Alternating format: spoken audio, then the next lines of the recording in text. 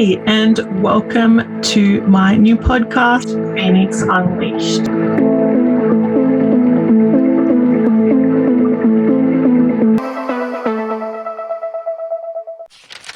Hey, everyone, all you amazing humans.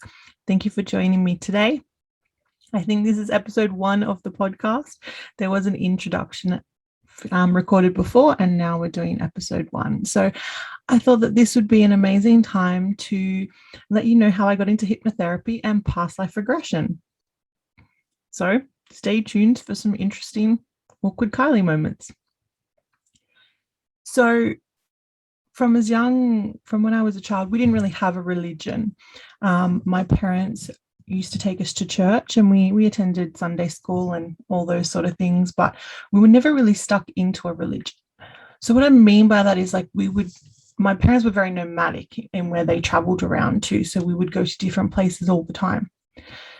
So each new area that we went to, we just went to a church that really vibed with us. So whether it was, Anglican, Baptist, whatever it was, we didn't really have a fit religion. I knew that there was Jesus and I knew that there was God, and that was really all that was.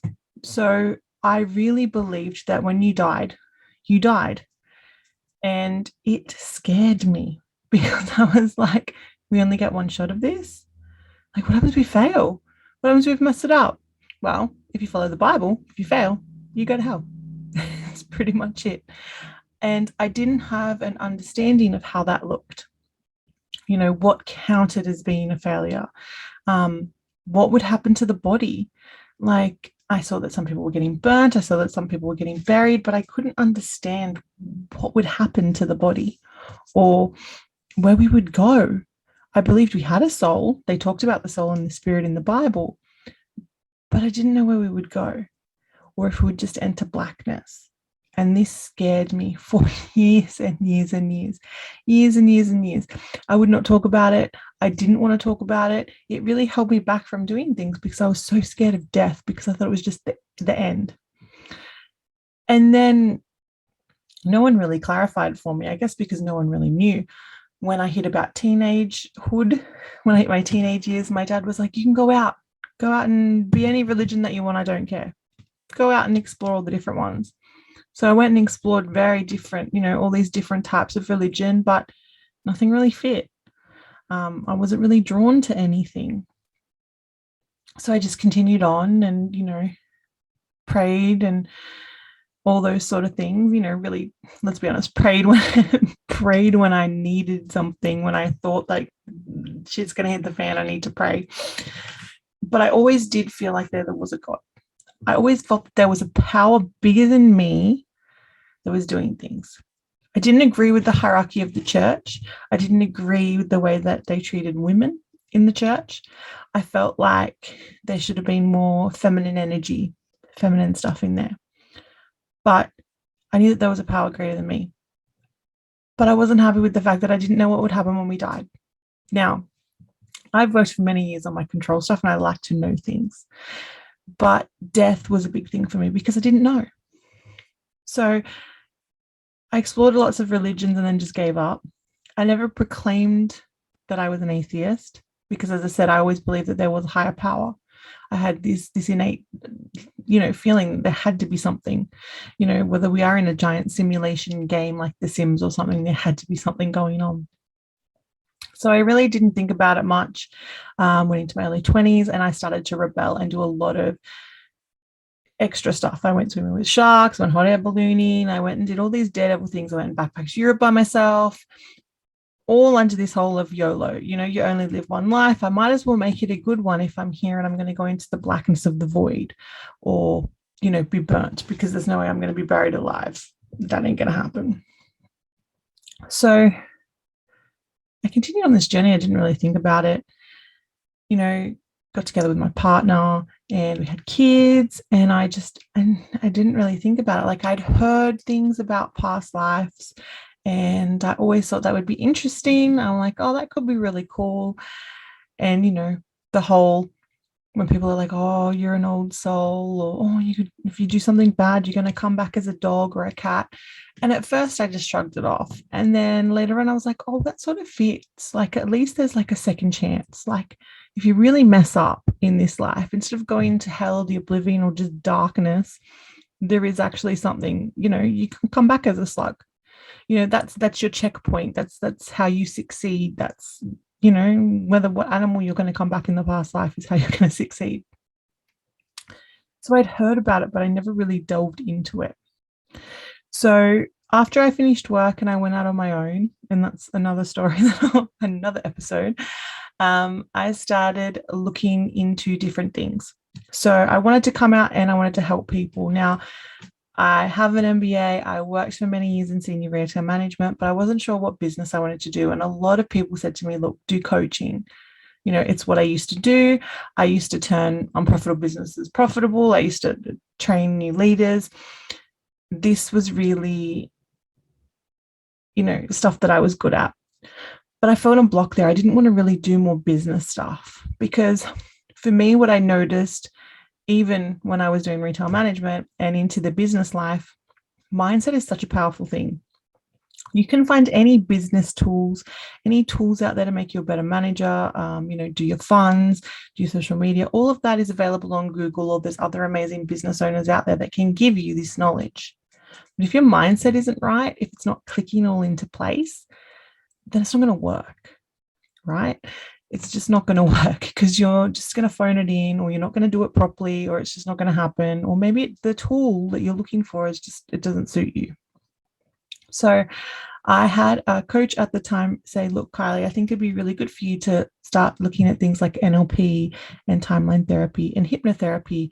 And you could add that to your coaching, whether you decide to do business or not. They're actually really good skills to learn. So I thought, why not? Saved up my pennies and I went ahead and I did it. And I was really, I'd never heard of NLP before, never heard of timeline therapy, but I had heard about hypnotherapy. And hypnotherapy really, really interested me. And I think it was mostly because I had seen those things on stage. I had seen the side shows, the hypnotists on stage, turning people into chickens, making them dance naked with lampshades on their head. And for me, that was really interesting. I was like, this is something really interesting that I would be interested to give a go. Not the dancing naked with the lampshade, but, allowing that for someone else to do it. And it started my journey into hypnotherapy. And it started my journey into really looking at the power of the mind, the power of language. Language is so, so important, and the way we use language. And, the ability of how much control we have and what we can do, and we can access and unlock, the power of our subconscious mind. So I really loved hypnotherapy. And then when I started in my coaching stuff and starting my business, I was struggling. There are so many coaches out there, and there's so many coaches offering very similar things. And there's so many, it's a very flooded, saturated market. And that does not mean that there's clients out there for everyone. I truly believe that, and people will be attracted to you for you. It's a very saturated market, and I wasn't sure where to start. I didn't want to offer a ridiculously priced package. I didn't want to promise people the earth. I just wanted to get started. And I came across this other coach who was offering an online course on how she got started, and she'd been quite successful. So as I was watching her videos and I signed up for her course, she kept mentioning how resolving some of her past life issues were doing things. They were helping her, and she was able to come to terms with things, and she was able to move forward. And I thought, this is really, really interesting. Past lives, like that could be something that I'm, interested to know. So I started looking into it about past lives and looking up some of the myths and some of the, some of the people that had explored it, some of the kids that had come out and said some remarkable things about past lives that they had and that had been researched. And I really felt an affinity for this. I'm like, I need to explore this. I think this is really interesting. So I reached out to her and I said, look, who did your past life reading? Who is it? I want to know. I want to have my own. And she sent me the details and got the session. And the way the lady worked with the session is you just pretty much send a photo of yourself, and I think it was the birth date, and she got back to you with your past lives. And I was like, oh, okay, this is pretty cool. Let's see where we end up. So generally she would give, I think, 2 or 3 past lives, but she did give me a glimpse into a few more. Now, with this recording that I got back, she told me that I had 600 past lives, and she mentioned 3 of my past lives. So in one of my past lives, I was a healer, and I was a natural healer. I was a female natural healer. And she said it was around France, and it was around the time of the war. And because I was a natural healer and I was a woman at the time, it wasn't very well known. It wasn't very accepted, is the word. It wasn't accepted. So my friend who was a soldier would sneak me into the tent, and I would go around and I would heal all of the men, soldiers that were that were wounded, and then I would disappear into the night. And I didn't want anyone to know, and I didn't want anyone to know that I was doing it, and no one needed to find out that it was a woman. And then during one of these nights, I got hit by something and I passed away. And I was never known for what I did because my soldier friend buried me, and it was never spoken of again. And for me, I heard that and I was like, what is the lesson? What is the learning that I can get from that? And for me, that was very much about speaking about my gifts and letting people know. Now, that's a very different time back then, and I hid what I did back then for a very good reason. Back then, it was probably going to be frowned upon. In some places, it could have been seen as a curse with a female thing, like look at the witch trials. So, but for me, it really stood out as a healing to, speak my truth, make sure I'm getting the credit for what I needed. Is that what I should have felt? Maybe not, but this is what I got from it. And then she went on to tell me about another life. And in this life, I was a ballet dancer. And I think it was in France as well. And I was a beautiful prima ballerina. And I was top of the class, and I was doing my final performance. And I hurt my ankle. I was doing the final move of whatever it was, and I hurt my ankle. And I didn't tell anyone that I hurt my ankle, and I continued to perform. And due to the injury, I sucked. And I wasn't able to get whatever was next, whether it was the promotional, the top of the dance squad, or whatever it was next. That was never able to happen. I was ridiculed, and I never told anyone that my injury had happened. And that life went on to lead a very lonely life as a hermit who never danced again, never did ballet again, and did have problems with that ankle for the rest of her life. And I was like, wow, like this two very different lives. Very interesting. Okay. And this one, what was the learning that I could receive from that? Well, there could be several learnings. One about I speak up. This is what happened. Try again. Don't throw it in the bin. Get up and do it. People get hurt. Don't need to be perfect all the time, right?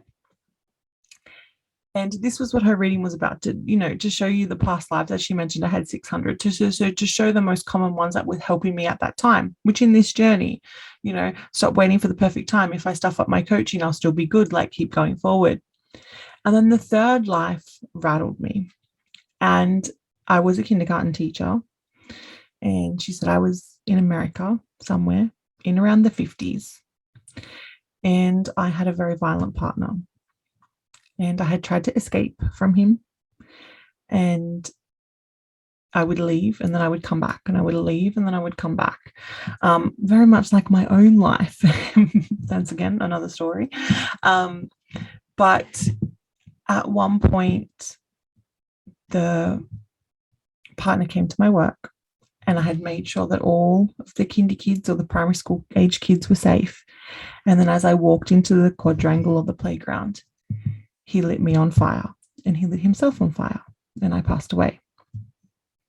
And that's really where her reading ended. She told me a couple of other things, like what she thought my purpose was, and all of this sort of stuff. Like, and you've had a life here where you traveled a lot, blah, blah, blah, blah. But I was like, what is the learning from that life? Like, I had dealt with a domestic violent relationship in this life?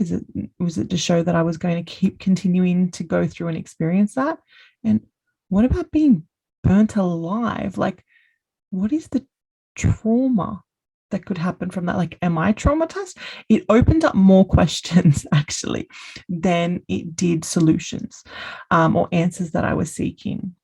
So was it an amazing service? Yes. Did I get some amazing questions? Yes. Answers I did. I did 100%. But then that left me wondering. And it started my journey because I wanted to know things like, can that trauma pass on to another life?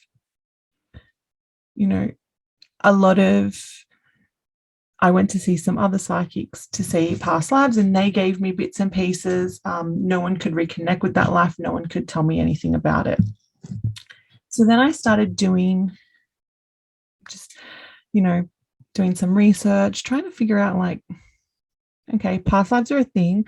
Let's see, is this something I want to do? And one night when I was home with my girls, my partner had gone off to a Bucks night.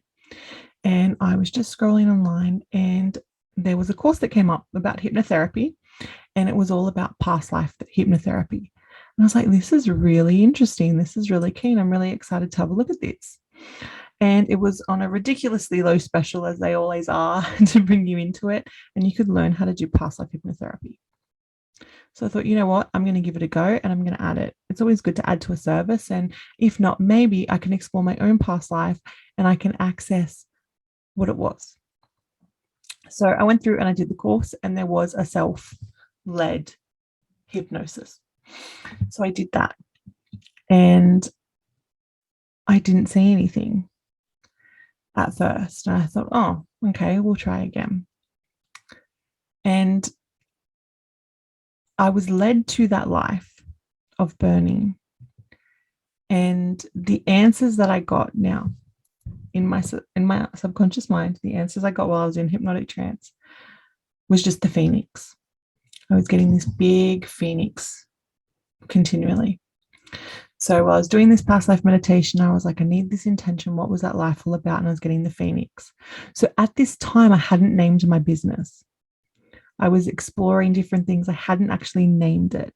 So now I go on a lot about Kylie King and I stand behind my brand. But when I first launched my business, it was called The Phoenix Within. My publishing company is called The Phoenix Within. This podcast is called Phoenix Unleashed. And that's why the Phoenix came from that journey of being burnt alive. And with that partner was to bring the Phoenix that I had today, and also to stand up and stay away from that violent partner. And that's a lesson I had already learned from leaving the own domestic violent relationship I had. I had learned that in this life, so I wasn't replaying that lesson in the past life. And the burning was the Phoenix emerging. And there wasn't any trauma that I needed to fix. And this is what I was told with my subconscious mind in that session. So for me, I was like, okay, this is awesome. I'm going to give it a whirl. So once I finished the certificate of past life regression, I went through and I started to offer it as a service and also grab some guinea pigs and do some past lives. And the past lives I was exploring was absolutely amazing. And I'm going to mention them in this recording, in this podcast. I'm going to go through and I'm going to share them with you as different episodes, because even though not, I haven't come across any famous people or, celebrities or renowned people or whatever you would like to call them, each life is so unique and so amazing, and their story is beautiful. No matter if it's just a farmer or a nomad or, a veteran of the war or any of that, to me, every single story is so beautiful and unique because it's a soul coming here and experiencing it. So when I started doing my past life sessions, the things that were coming through really started to shake my belief system. Because if you remember what I said before, I was all about, we live one life and then there's darkness and there's nothing else. So I was starting to get these amazing past lives coming through. And then I was starting to get other things. I was starting to get messages. Kylie, here's a message for you today. Or this is something that the people need to know, or you should share this. And I'd be like, where's this message coming from? Is it coming from a past life? And I have, during my journeys, I have spoken to angels, I have spoken to divine sparks, I've spoken to people's subconscious. And I was like, okay, this is shaking my belief system massively. The things I'm learning, the things I'm hearing about, like angels in the choir, divine sparks, what's the go? I don't understand. So I remember journaling it and putting it out there and saying, okay, I'm tapping into more than past lives. The past life course community that I'd spoken to, they weren't able to really shed any light on what I was doing. They're like, you're just supposed to do a past life, answer the client's questions that we've taught you through the session, and move forward. And I'm like, no, but like, has anyone else had this person talk to them, or has anyone else had this happen? And they were like, no, not at all. You're not doing it right. So I reached out, I did some journaling, and one day I said to the universe, I was like, guys, I need a mentor. You need to send me somewhere to explain what is happening, because the past lives were amazing and I was getting amazing results and the people were getting answers. And what I loved about doing it with hypnotherapy is I'm just asking questions and the client's giving me the answer. So it was very different to that session I had with that lady where she was just telling me everything. She was saying, you were a healer, you were a ballerina, you were whatever. I'm putting a person into trance and I'm asking them what they are. And they're telling me, I'm a ballerina, I'm a healer, whatever it is. And this is what I look like. And this is what I'm doing. And this is how I died. They're telling me, which is such an amazing experience, because when they listen back to the recording, they're not hearing me and my intuition. They're hearing what their mind is telling them, what their mind remembers, what their subconscious mind wants them to know. And to me, that is so truly important, because they're not going to fake it. And if they do, they're not getting the healing in the process anyway. So as I put out there for a mentor, I started getting things about Dolores Cannon. And I was like, oh, who's this lady? And people were like, oh, Kylie, have you heard about Dolores Cannon? So as I started to really, really look into her work, she was having strange things happen too.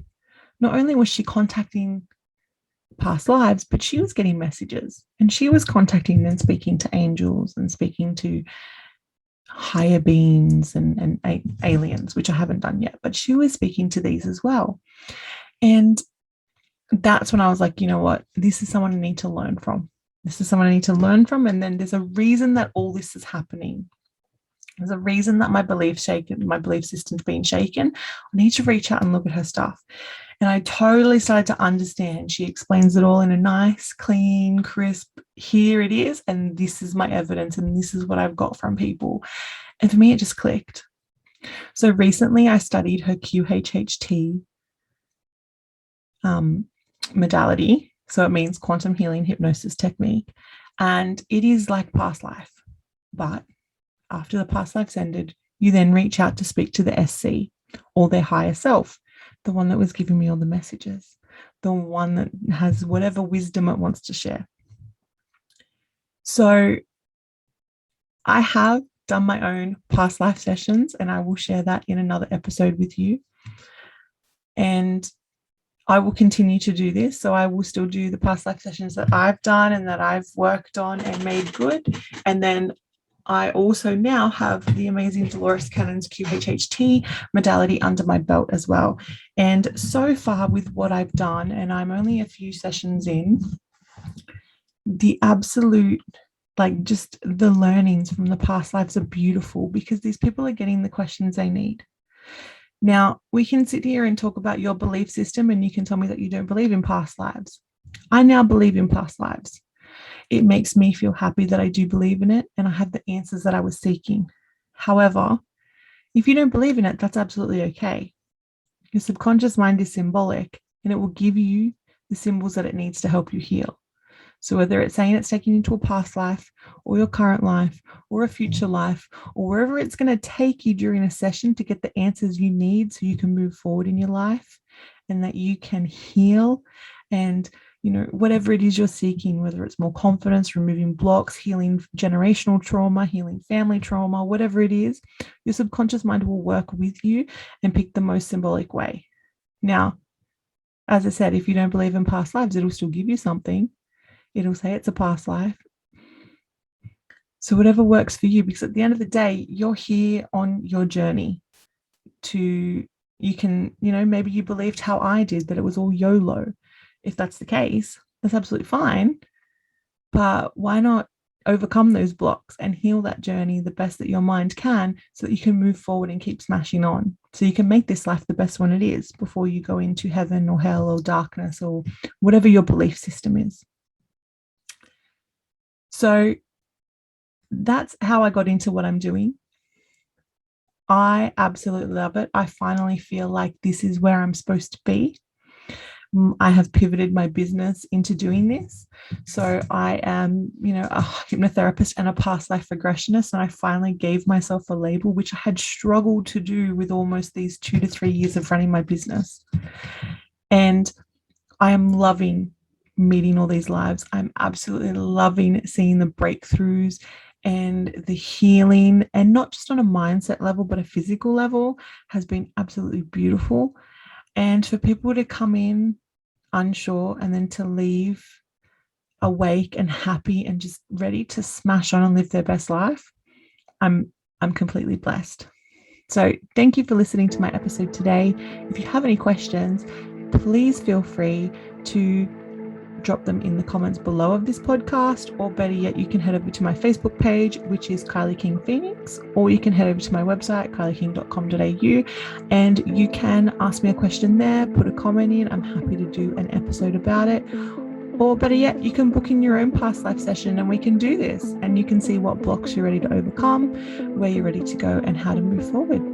Have an amazing day, and I will speak to you all again soon.